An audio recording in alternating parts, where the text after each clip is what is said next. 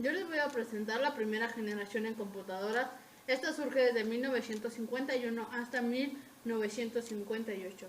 En esta generación había un gran desconocimiento de las capacidades de las computadoras, puesto que se realizó un estudio en la época que se determinó que con 20 computadoras se saturaría el mercado en los Estados Unidos en el campo de procesamiento de datos.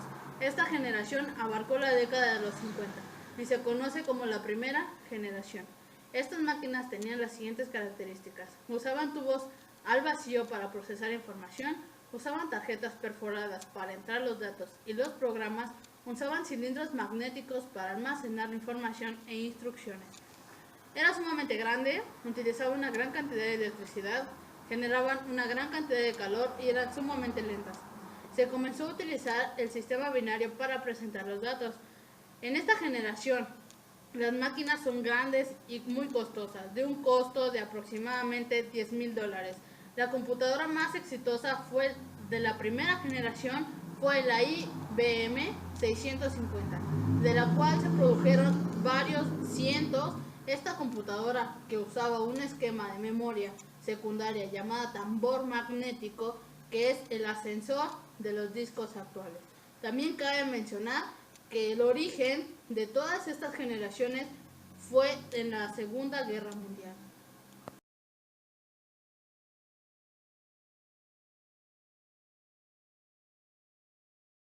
Vamos a hablar de la segunda generación de computadoras.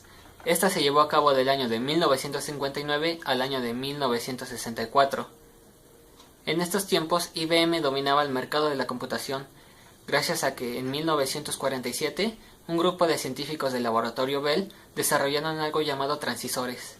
Los transisores, los cuales suplantaban a las válvulas de vacío de las antiguas computadoras, eran hechos a base de silicón y una serie de cables delgados que se enlazaban entre sí. Esto permitió que, al recibir un pequeño voltaje, transmitiera corriente a la computadora descifrando el código binario, y a su vez, al no recibir este voltaje, podía servir como un aislante de corriente. Pero no fue hasta 1959 cuando un grupo de ingenieros que se dedicaba al desarrollo de transisores hicieron una conexión de ellos formando una red en un chip. A esto se le llamó como circuitos integrados. Estos circuitos integrados fueron de gran ayuda para que las computadoras pudieran desarrollar un trabajo más eficaz y preciso.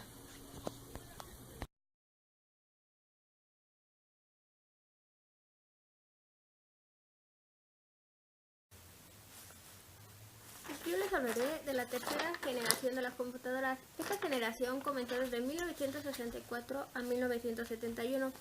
Emergió con el desarrollo de circuitos integrados o conocido como pastillas de silicio. Estas pastillas nos sirven para procesar la información.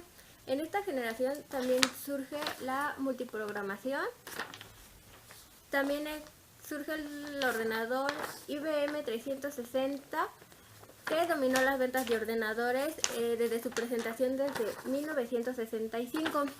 En esta generación también surge el primer mini ordenador conocido como PDP-8. En esta generación las computadoras se reducen todavía más que la anterior, son más eficientes y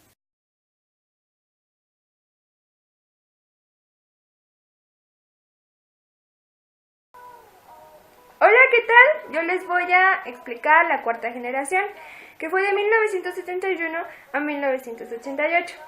En ese adelanto tecnológico aparecen los microprocesadores, que es un gran adelanto en la microelectrónica. Son circuitos integrados de alta densidad y con una velocidad impresionante. Las microcomputadoras, con base a estos circuitos, son extremadamente pequeñas y baratas, por lo que su uso se extiende al mercado industrial. De aquí nacen las computadoras personales, que han adquirido proporciones enormes y que han influido en la sociedad en general sobre la llamada revolución informática. Les voy a presentar algunos de los sucesos de este adelanto tecnológico y unas imágenes para que puedan saber de qué estamos hablando. Muy bien, una característica fue el microprocesador. Este es el microprocesador que se desarrolló en esa época. Como ya les dije, eran muy pequeños y baratos. Se colocaron aún más circuitos en un chip. Esos eran los chips, eran muy pequeños, muy pequeños. De ahí surgió el LSI, igual en una proporción pequeña. Después el VLSI.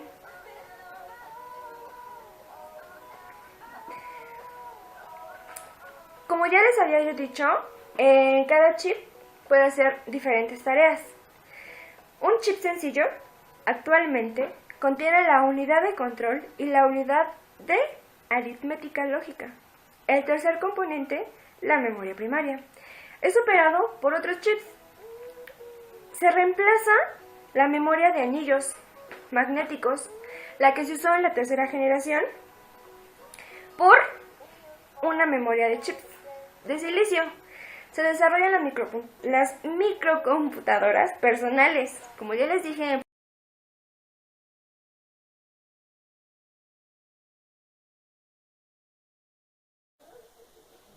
llegamos a la quinta generación de las computadoras. Esta generación empezó en 1938 por Japón, que lanzó un programa llamado la quinta generación de las computadoras.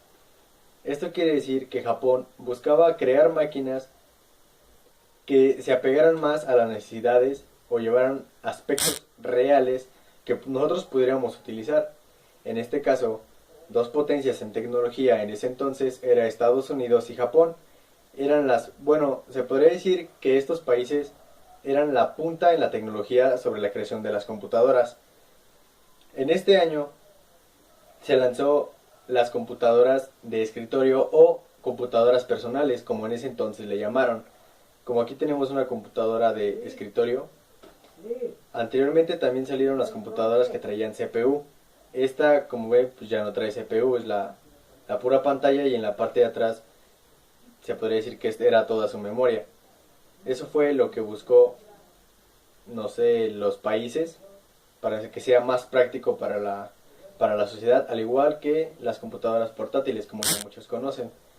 En esta generación se relacionó mucho con la robótica. ¿Por qué? Porque el robot es un sistema de computación híbrido. Lleva computación. También se relacionó con sistemas expertos, así llamados, que era una base de conocimiento que se encargaba de ayudar a resolver los problemas del hombre. También en la tercera se relacionó con redes, que era el hardware, las redes o comunicaciones, que es, como ya sabemos, el hardware soporta las conexiones o interconexiones del software. Y esto fue lo que pasó en la quinta generación de las computadoras, que fue en 1938.